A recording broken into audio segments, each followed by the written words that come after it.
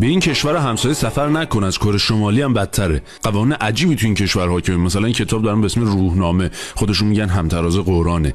هر کی تو این کشور زندگی میکنه باید اینو از بر باشه. حتی وقتی گواهنامه میخوان بگیرن از این کتاب سوال میاد. توی کشور ترکمنستان خبر از ژانویه و سپتامبر و جولای نیست. رئیس جمهور برداشته اسم ننه باباشو گذاشته روی ما. مثلا 16 صقرا 20 اصغر، مجسمه مادر رئیس جمهور سابقشون سفر مراد نیازوف تو تمام کشور هست. اسمشو گذاشتن مادر ملت. آقا شما مادر ملت رو اینجوری تصور کردین که مجسمه‌شو ساختین؟ اسم مادرشو برداشت تو تمام خیابونا و سینما حتی عطرا زده. داداش یه سوال، چه لزومی داره ملت یاد مادرت باشن همیشه؟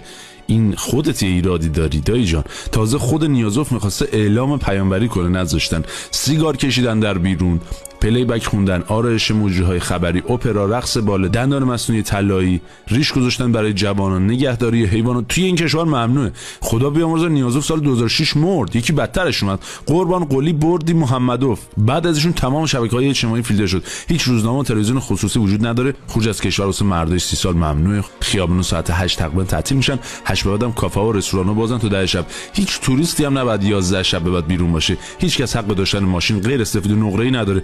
فقط هم رئیس جمهور میتونه ماشین سبز رنگ سوار شه. ماشین کثیف جریمه میشه. رشوه میدن در حد اعلا. توریست میره تو این کشور نباید جای جز هتل بره مگه با رهبر تو، و ویزاش هم فقط واسه اشغاباده. جاهای دیگه کشور باید مجوز بگیره طرف. راننده کامیونای ایران میگن ما رو راه نمیدن تو اشغابات، فقط باید بارو خالی کنیم و برگردیم.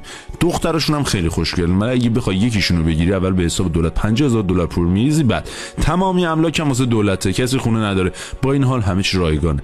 برق، گاز، تلفن، مسکن همون اول زندگی همه رو بهت میدن. آموزش درمان هم فکر کنم رایگانه. با هیچ کشوری هم کار نداره، نه باج میده نه دشمنی داره. خب با این شرایط الان شما حاضرید ترکمنستان زندگی بکنید یا توی ایران؟ این پایین بنویسین تکلیفش مشخص شه. ممنون.